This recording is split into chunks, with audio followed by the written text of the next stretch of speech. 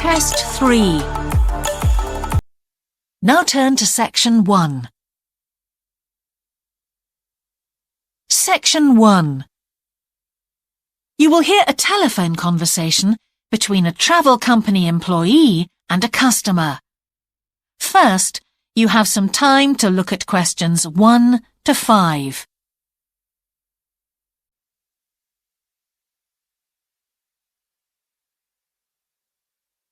Now we shall begin. You should answer the questions as you listen, because you will not hear the recording a second time. Listen carefully and answer questions 1 to 5. Greek island holidays, can I help you? Yes, I hope so. I have a friend who's just come back from Corfu, and she's recommended some apartments in Arelis. She thought they might be on your list. Arelis, let me see. Can you give me the names? Yes, the first's Rose Garden Apartments. I'd like to go with another friend in the last week of October. Well, we've got a lovely studio flat available at that time. I'm sure you'd enjoy the entertainment program there too, with Greek dancing in the restaurant. And the cost for each of us? £219. That sounds very reasonable. I'm just jotting down some notes. Now, the second one she mentioned was called Blue Bay. Blue Bay.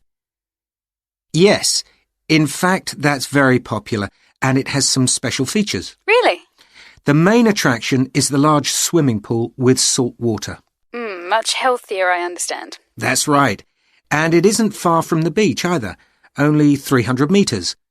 And only around half a kilometre to some shops, so you don't have to be too energetic. Is it much more expensive than the first one? Let me just check. I think at the time you want to go, it's around £260. No, £275 to be exact. Right, I've got that. Now, there are just 2 more apartments to ask you about. I can't read my own writing. Something to do with sunshine, is it? I think you meant the Sunshade Apartments. They're on a mountainside. Any special features? Yes, each room has its own sun terrace, and there are shared barbecue facilities. Ooh, sounds lovely. Yes, it is rather well equipped. It also provides water sports. It has its own beach. There are facilities for water skiing. Any kite surfing? My friend's quite keen. Not at the hotel, but I'm sure you'll find some in Arelis. There's also satellite TV in the apartments. And how much is that one? £490 with 2 sharing. You mean £245 each? I'm afraid not. Each person has to pay that amount, and there must be at least 2 in an apartment. Oh, I don't think that would be within our budget, unfortunately. And the last one sounds a bit expensive too. The Grand? Actually, it's quite reasonable. It's an older style house with Greek paintings in every room and a balcony outside. Sounds nice. What are the views like? Well, there are forests all round, and they hide a supermarket just down the road, so that's very useful for all your shopping needs. There's a disco in the area too. And the price? £319 at that time, but if you leave it till November, it goes down by 40%. Too late, I'm afraid. Well, why don't I send you a brochure with full details, Miss... Nash. But don't worry about that. I'm coming to Upminster soon, and I'll call and get one. I just wanted to get an idea first. Well, that's fine. We've got plenty here when you come. Before you hear the rest of the conversation, you have some time to look at questions 6 to 10.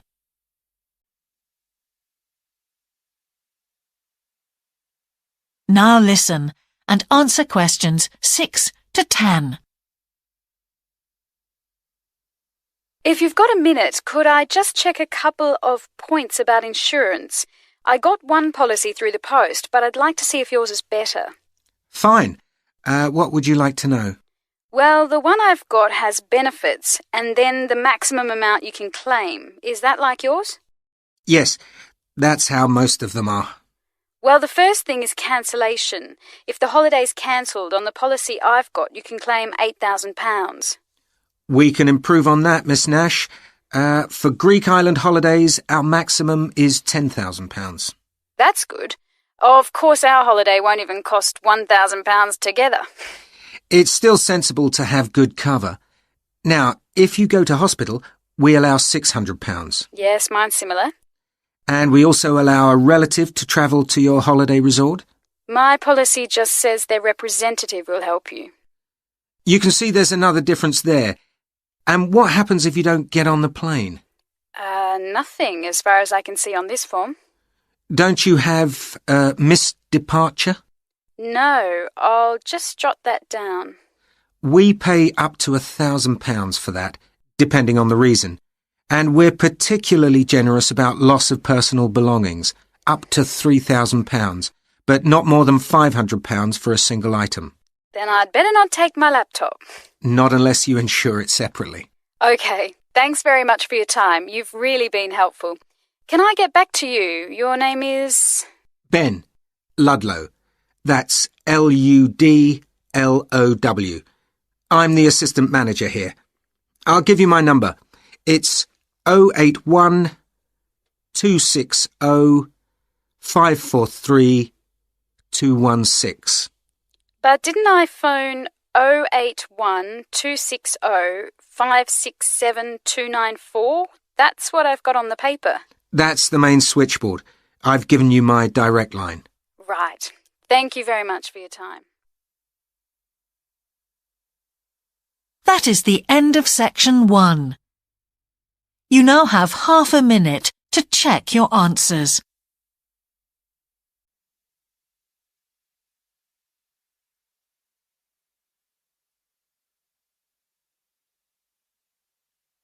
Now turn to section 2.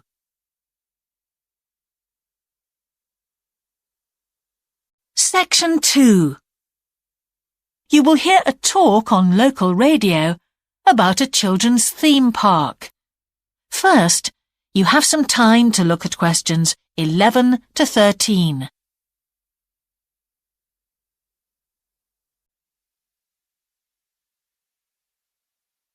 Now listen carefully and answer questions 11 to 13. For the second in our series about locally run businesses, we meet Simon Winridge, co-founder of the hugely successful Winridge Forest Railway Park. Welcome, Simon. Now, perhaps you can begin by telling us a little bit about how it all started. Well, during the 1970s, my wife Liz and I had just acquired 80 acres of sheep farming land, and we decided to settle down and have children. Pretty soon we had a daughter, Sarah, and a son, Duncan. The place was wonderful for the kids. They particularly loved trains and gradually built up an enormous network of miniature railway track. I began to develop larger-scale models of locomotives, but we didn't think anything more of it until I went on a trip to a theme park near Birmingham and decided we could do a much better job. So we set up a small one ourselves, based on the miniature railway, and we opened to the public for just a month that year, 1984, in July, our driest month, because our children said they didn't want our guests to have a miserable wet visit. I dealt with park business and Liz carried on with the farm work. It soon became clear that we were onto a winner. We began to extend the railway track and lay it among more interesting landscape by planting trees, which in turn attracted more wildlife, and by making cuttings through the rock. Nowadays, we're open all year round, and we're pleased to say that Winridge is one of the most popular visitor attractions in the area, with 50,000 visitors a year. 1.5 million people have been through our doors since we opened. Before you hear the rest of the talk, you have some time to look at questions 14 to 20.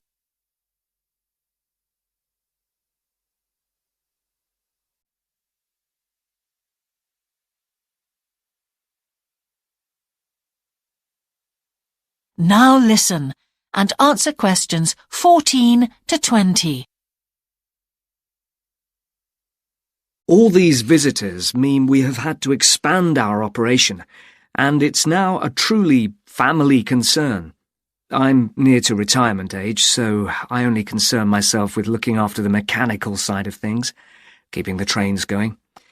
Liz now devotes all her energies to recruiting and supporting the large squadron of workers, which keep the place running smoothly.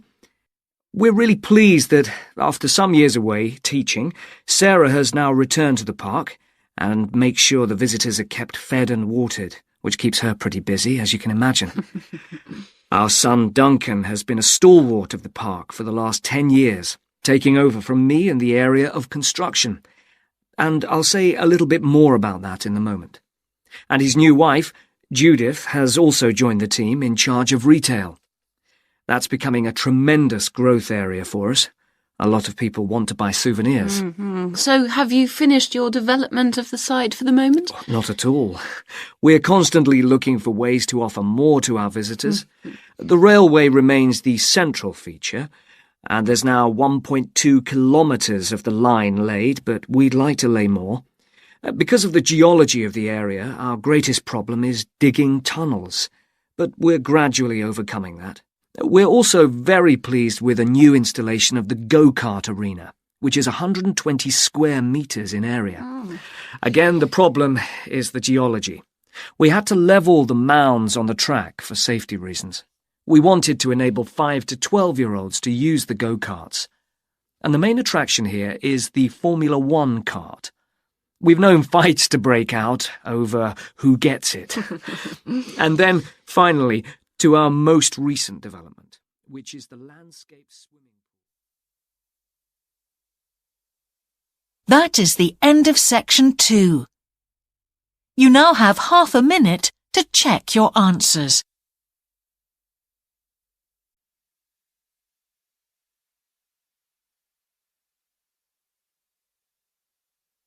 Now turn to section 3.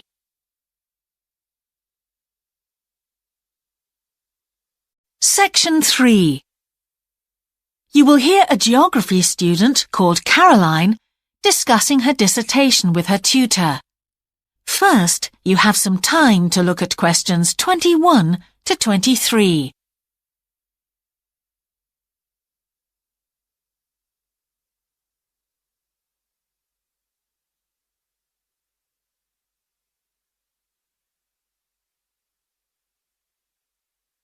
Now listen carefully and answer questions 21 to 23. Ah, Caroline. Come on in, sit down. Thanks. So how's the dissertation planning going?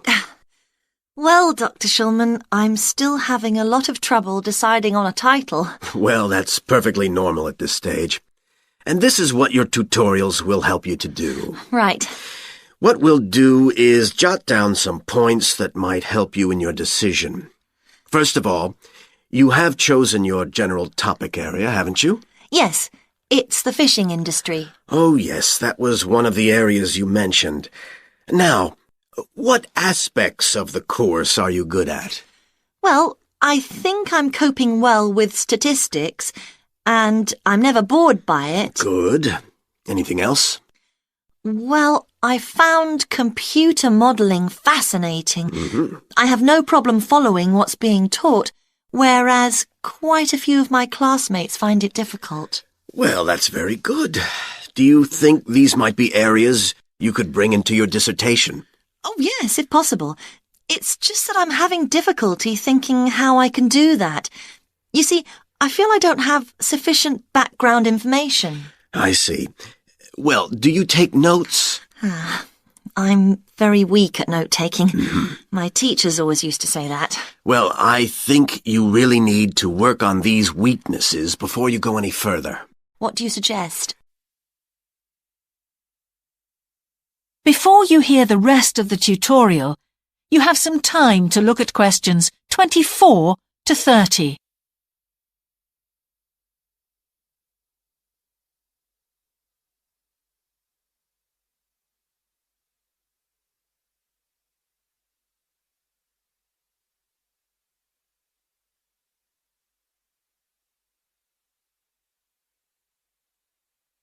Now listen and answer questions 24 to 30. Well, I can go through the possible strategies with you and let you decide where to go from there. Okay, thanks.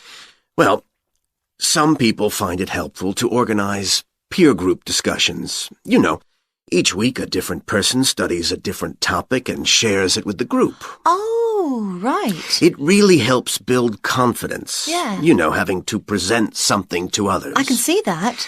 The drawback is that everyone in the group seems to share the same ideas. They keep being repeated in all the dissertations. Okay. You could also try a service called Student Support. It's designed to give you a structured program over a number of weeks to develop your skills. Sounds good. Yes. Unfortunately, there are only a few places. Ah. But it's worth looking into. Yes, of course. I know I've got to work on my study skills. And then there are several study skills books you can consult. Right. They'll be a good source of reference. But the problem is, they are sometimes too general. Yes, that's what I've found.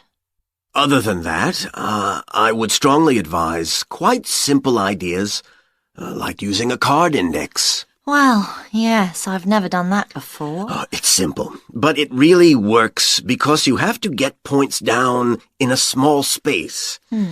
Another thing I always advise is don't just take your notes and forget about them. Read everything 3 times. That'll really fix them in your mind. Yes. I can see it'd take discipline, but... Well, if you establish good study skills at this stage, they'll be with you all your life. Oh, yes, I completely agree. It's just that I don't seem to be able to discipline myself. I need to talk things over. We'll be continuing these tutorials, of course. Let's arrange next month's now. Let's see. I can see you virtually any time during the week starting the 22nd of January. What about the 24th? I'm free in the afternoon. Sorry, I'm booked then. What about the following day? The Thursday? Yeah? I can make the morning. Fine. We'll go for the 25th then. That's great. Thanks. That is the end of section 3. You now have half a minute to check your answers. Now turn to section 4.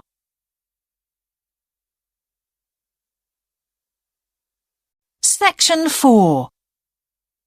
You will hear part of a lecture about an experimental design for a house. First, you have some time to look at questions 31 to 40.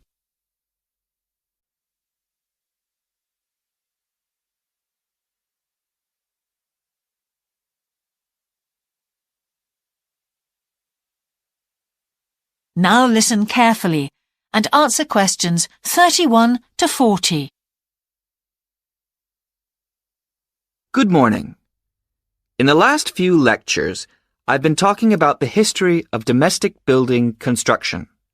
But today, I want to begin looking at some contemporary experimental designs for housing. So, I'm going to start with a house which is constructed more or less under the ground.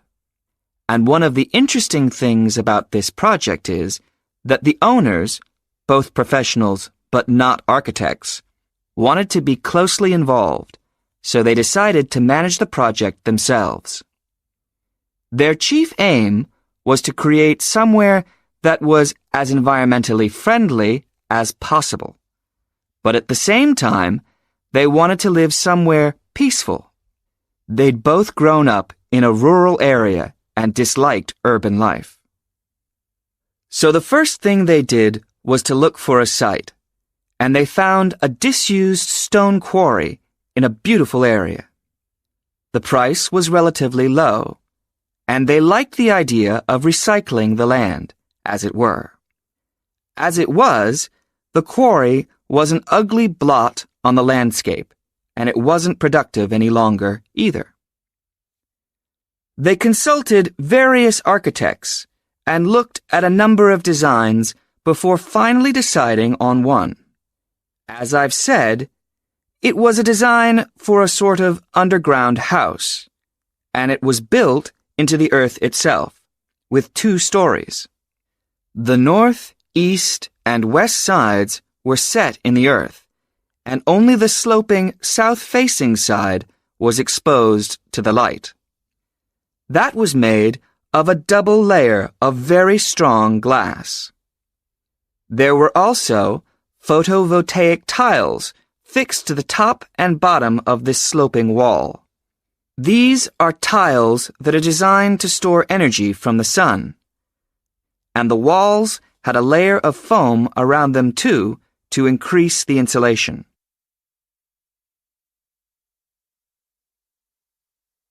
Now, what is of interest to us about this project is the features which make the building energy efficient.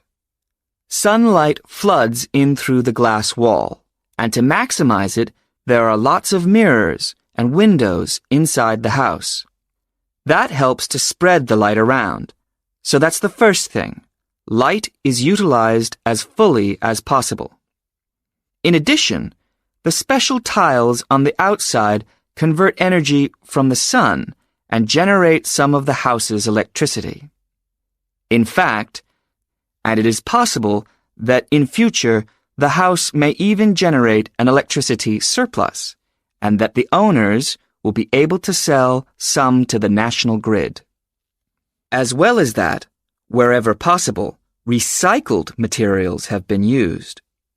For example, the floors are made of reclaimed wood, and the owners haven't bought a single item of new furniture. They just kept what they already had. And then there's the system for dealing with the waste produced in the house. This is dealt with organically. It's purified by being filtered through reed beds which have been planted for that purpose in the garden. So the occupants of the house won't pollute the land or use any damaging chemicals. It's true that the actual construction of the house was harmful to the environment, mainly because they had to use massive amounts of concrete, one of the biggest sources of carbon dioxide in manufacturing.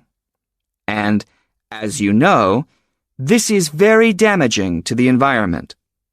In total, the house construction has released 70 tons of carbon dioxide into the air. Now that's a frightening thought.